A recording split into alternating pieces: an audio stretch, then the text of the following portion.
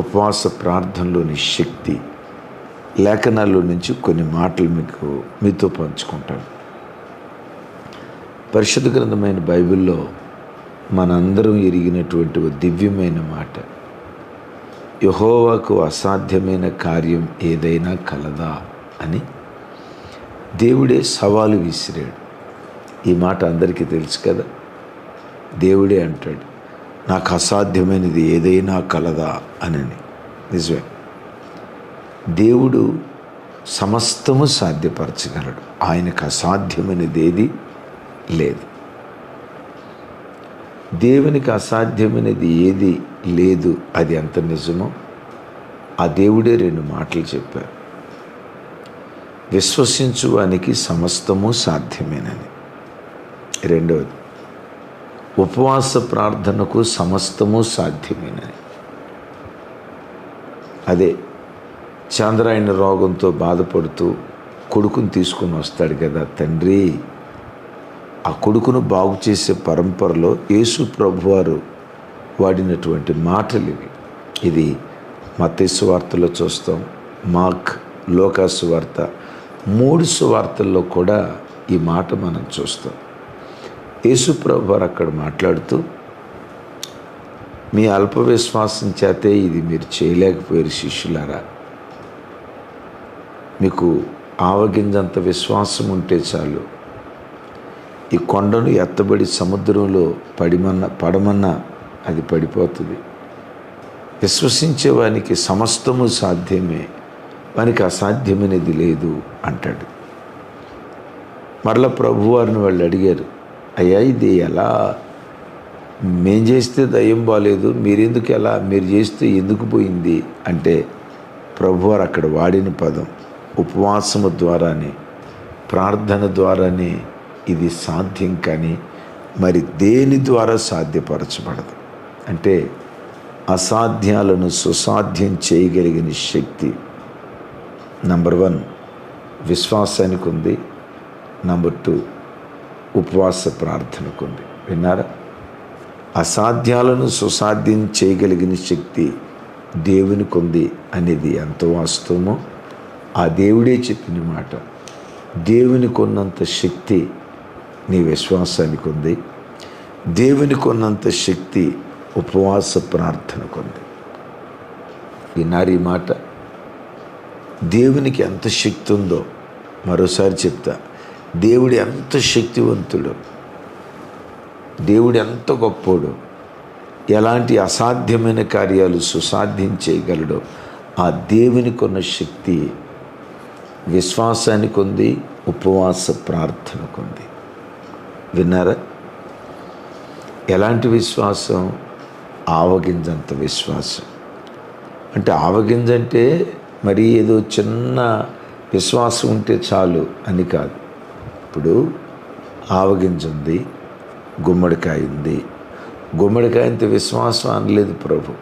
ఎందుకో చెప్పమంటారా? గుమ్మడికాయని అట్లా పైకెత్తి వదిలేసామనుకోండి, మొక్కలు బ్రద్దలు చిందరవందరైపోతాయి, పగిలిపోతాయి. అదే ఆవగింజని ఎత్తేసేస్తే పగలదు. అంటే బ్రద్దలు కాని విశ్వాసం. రెండోది, ఇప్పుడు ఈ తాలింపులో ఆవాలు వేస్తారు కదా కూర వండేటప్పుడు. మంచిది 1 గంట కూర వండాం, ఉడికించాం. ఆ కూర ప్లేట్లో వేసుకుంటే టమాటా తొక్కలు రూపాంతరం చెందుతాయి. అసలు టమాటా వేస్తే చివరికి తొక్క అది మిగిలిపోతుంది, తోలు మిగిలిపోతుంది, అన్నీ మారిపోతాయి. అయితే ఆవగింజ చూడండి, గుండ్రంగానే ఉంటుంది, రూపాన్ని కోల్పోదు. అంటే ఆవగింజ విశ్వాసం అంటే చిన్న విశ్వాసం కలిగి ఉండండి అని కాదు.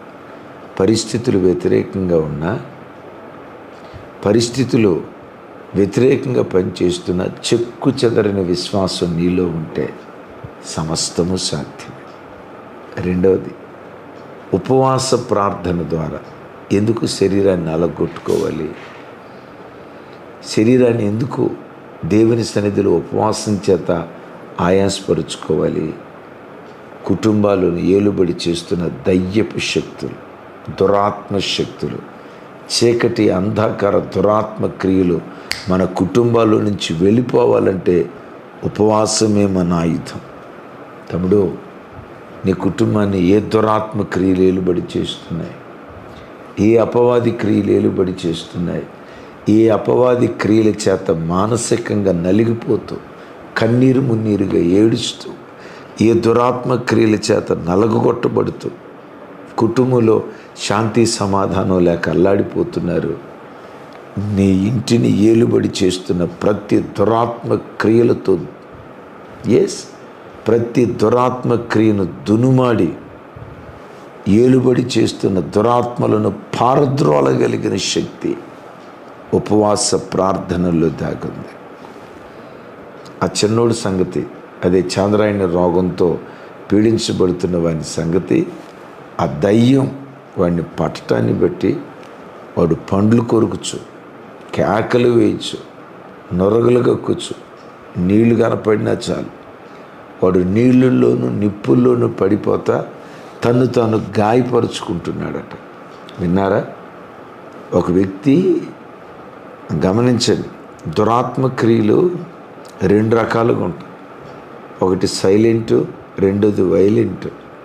నేను గతంలో ఒకసారి చెప్పాను, వాడు సర్పంలాగా వస్తాడు సడీ సప్పుడు లేకుండా, సింహంలాగా వస్తాడు గర్జించేటట్లు. విన్నారా? దురాత్మ క్రియలు కూడా 2 రకాలుగా ఉంటాయి. కొంతమంది దయ్యం పెట్టిన వాళ్ళు పిచ్చి పిచ్చిగా కేకలేస్తా, అరుస్తా, పిచ్చి చేష్టలు చేస్తా, అది ఒక రకంగా కేకలేస్తా ఇది చేస్తారు. గుడ్లు అది ఒక రకంగా పెట్టి అని ఇంకా ఆరోపం మనం ఎందుకులే చూపించడం, కానీ కళ్ళుది ఒక రకంగా పెట్టి జుట్టు విరబోసి అని అరుస్తూ ఉంటాడు. వాడు వైలెంట్. కొంతమందిలో దయ్యం ఉంటుంది కానీ చాలా సైలెంట్. దయ్యం ఉన్న సంగతి ఆడుకు తెలియదు, చూసేవాళ్ళకి తెలియదు. విన్నారా?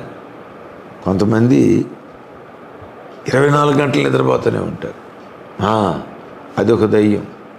కొంతమందికి నిద్ర పట్టదు, ఇదొక దెయ్యం.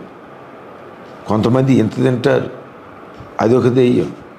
ఇంకొంతమంది తినమన్నా తినరు, ఇది కూడా ఒక దెయ్యం. ఇది బయటకు కనపడదు. వింటున్నారా?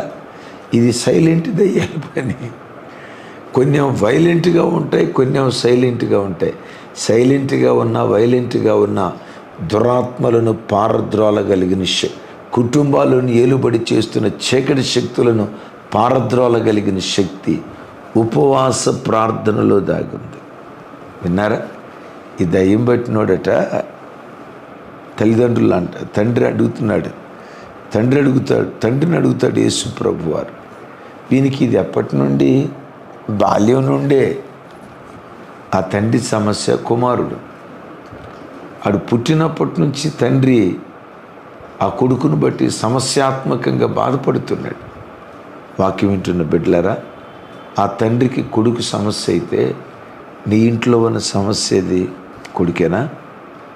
ఉపవాసం ఉండి ప్రార్థించి. కూతురా? ఉపవాసం ఉండి ప్రార్థించి. భర్త? ఉపవాసం ఉండి ప్రార్థించి. భార్య ఒకవేళ ఆ సమస్యకు కారణమా? ఉపవసించి ప్రార్థించి.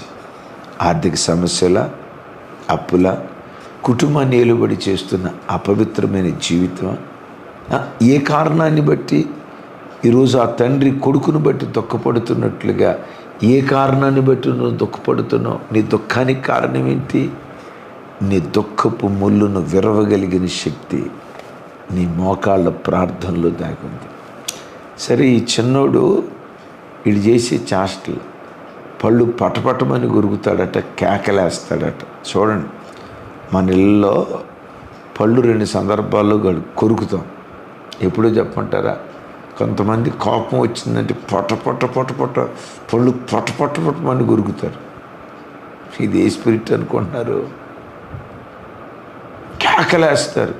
అరే ఇంటి పక్క వాళ్ళు వింటారేమో, పరువు పోద్దేమో, వీళ్ళు మందిరానికి వెళ్ళేవాళ్ళు ఎట్లా కొట్లాడుకుంటున్నారు ఇంట్రా, దేవుని నామం దూషణ పాలైపోద్దాము అన్న ఇంకిత జ్ఞానం కొన్నిసార్లు ఉండదు. ఎంత బూతు మాట పడితే అంత మాట అంటారు, ఎంత అరవాలు చూస్తే అంత అరవేస్తారు. ఇవేమనుకుంటున్నారు? దయ్యపు చేష్టలు. విపరీతమైన కోపం, ఇదొక దయ్యపు చేష్ట. కట్టలు తెచ్చుకొని వచ్చే కోపం, ఇదొక దయ్యపు చేష్ట.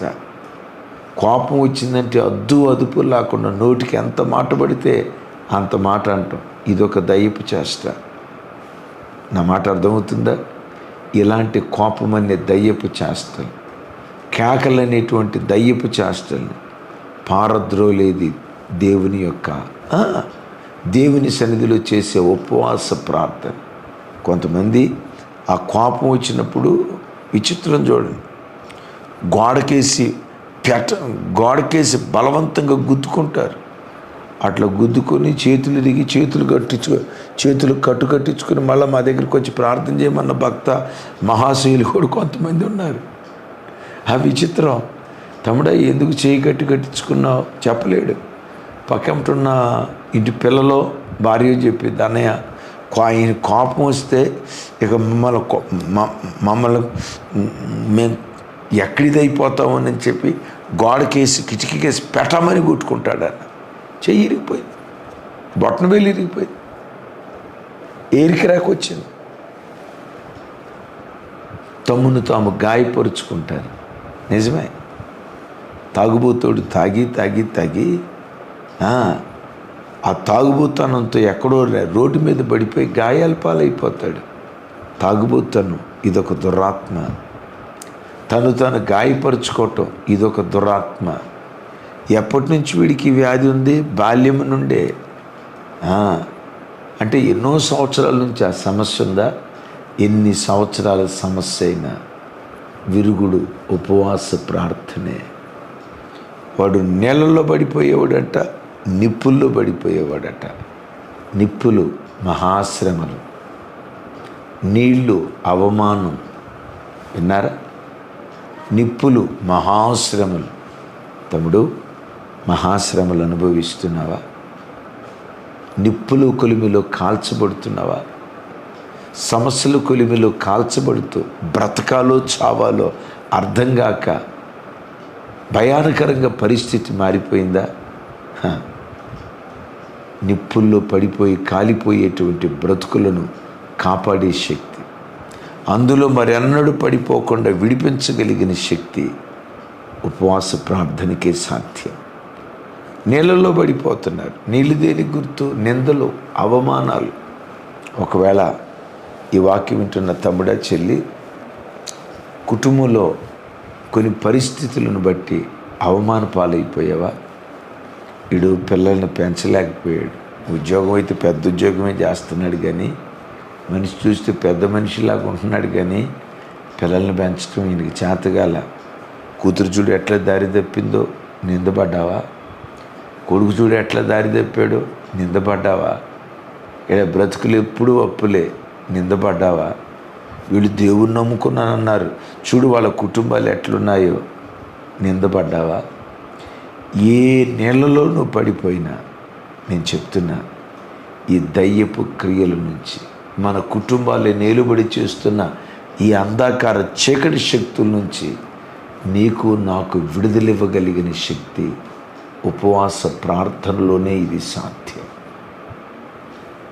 ఇలా దేవుని సన్నిధిలో ఉపవాసంతో శరీరాన్ని ఆయాసపరుచుకుంటూ ప్రార్థన చేస్తే యేసయ్య 40 రోజుల ఉపవాస ప్రార్థన అపవాది మీద జయమివ్వలేదా? దురాత్మల మీద జయమివ్వలేదా?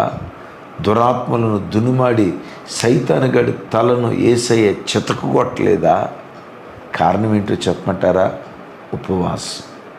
నేను మరలా చెప్తున్నా, దేవునికి ఎంత శక్తి ఉందో ఉపవాస ప్రార్థనకు అంత శక్తి ఉంది. దేవుడు ఏదైనా చేయగలడు. షారాతో అంటాడు, షారా, యెహోవాకు అసాధ్యమైనది ఏదైనా కలదా? ఏదైనా కలదా? ఆయనకు సమస్తము సాధ్యమే. ఆ తల్లి శరీరములో ఋతుక్రమం ఆగిపోయింది, ఋతుచక్రం ఆగిపోయింది. పిల్లలు పుట్టడం అసంభవం. వినండి, అసంభవం. ఋతుచక్రం నిలిచిపోయింది. అందరూ అసాధ్యమంటే సుసాధ్యం చేశాడు దేవుడు. ఆ దేవుని సన్నిధిలో ఉపవాసం ఉండి ప్రార్థన చేస్తే ఆ దేవునికి సమస్తము ఎలా సాధ్యమో ఉపవసించి ప్రార్థించే ప్రార్థనా పరుడు కూడా సమస్తము దేవుడు సాధ్యపరుస్తాడు. ఉద్యోగ ద్వారాలు శారమ్మ గర్భం బెగబట్టుకుపోయినట్లు, ఉడికిపోయినట్లు, గర్భం అట్లా మూతవేయబడిపోయినట్లు ఉద్యోగ ద్వారాలు మూసుకుపోయాయా? వచ్చే అవకాశాలు మూసుకుపోయాయా? నీకు వస్తుందనుకున్న ఆర్డర్ రాకుండా మూసుకుపోయాయా? ఏ ద్వారాలు మూసుకుపోయాయి? ఒకసారి చూడు. సాతాను ఏ మార్గాలు బెగబట్టాడు? ఒకసారి ఆలోచించు. దేవుని సన్నిధిలో ఉపవాసం ఉండి ప్రార్థన చేస్తే సైతానుగాడు ఒక్క మార్గం మూస్తే దేవుడు 7 మార్గాలు తెరుస్తాడు. దేవునికి సమస్తము సాధ్యమే. విశ్వాసంతో కూడిన ఉపవాస ప్రార్థనకు సమస్తము సాధ్యమే. రండి, ఇంకా 10 రోజులు 11 రోజులు మాత్రమే ఉంది. కుటుంబాలుగా పాలుందండి. ఈ వారంలో శుక్ర, శని, ఆదివారాలు సెలవు దినాలు కదా. మీకు ఏమాత్రం అవకాశం ఉన్నా మందిరానికి రండి. మందిరంలో ఉండటానికి అనుకూలతుంది. తప్పకుండా కలిసి ప్రార్థన చేద్దాం. కుటుంబాలను ఏలుబడి చేస్తున్న దురాత్మలు పాతాళములో త్రొక్కివేయబడును గాక. ఈరోజు ఉదయం 10ంటికి ఉపవాస ప్రార్థనలో కలుసుకుందామా? ప్రార్థన. తండ్రి, మాతో మీరు మాట్లాడిన శ్రేష్టమైన మాటలకై స్తోత్రాలు. మీకు సమస్తము సాధ్యమే. మీ మీద విశ్వాసం ఉంచిన వానికి, విశ్వాసంతో ఉపవసించి ప్రార్థించేవానికి సమస్తము సాధ్యమేనని, మీరెంత శక్తివంతులో ఉపవాస ప్రార్థన చేసేవారిని కూడా మీ వంటి వారిగా మీరు మారుస్తున్నందుకు స్తోత్రాలు. మా కుటుంబాలను ఏలుబడి చేస్తున్న దయ్యపు క్రియలు యేసు నామం పేరిట పాతాళములో త్రొక్కివేయబడును గాక. దురాత్మ క్రియలు యేసు నామం పేరిట పాతాళములో బంధించబడును గాక. ఎందరైతే ఈ ప్రార్థనలో ఏకీభవిస్తున్నారో, విశ్వాస వీరులై ఉపవాస ప్రార్థన యోధులుగా మార్చబడి దురాత్మ క్రియలను పాతాళములో త్రొక్కివేయుదురుగాక. ఏ కుటుంబాల్లో ఈ దురాత్మ క్రియలు పనిచేస్తున్నాయో ఈ ఉపవాస ప్రార్థన దినాల్లోనే ఆ దురాత్మ క్రియలు యేసు నామం పేరిట లయమైపోవునుగాక. కోకటి వేళ్లతో సహా వాడి ఆనవాళ్ళు మా కుటుంబాల్లో ఎన్నడూ కనపడకుండా యేసు నామం పేరిట నేలమట్టం చేయుదురుగాక. చేతులెత్తి నీ ప్రజలను దీవిస్తూ యేసు నామంలో ప్రార్థించి స్తుతించి పొంది ఉన్నాం తండ్రి. తండ్రి అయిన దేవుని ప్రేమ, కుమారుడైన యేసుక్రీస్తు వారి దివ్యకృప, పరిశుద్ధాత్మ దేవుని సహవాసం మనకు సకల పరిశుద్ధులకు సదా తోడయుండి నడిపించునుగాక. Amen, amen, amen. Thank you.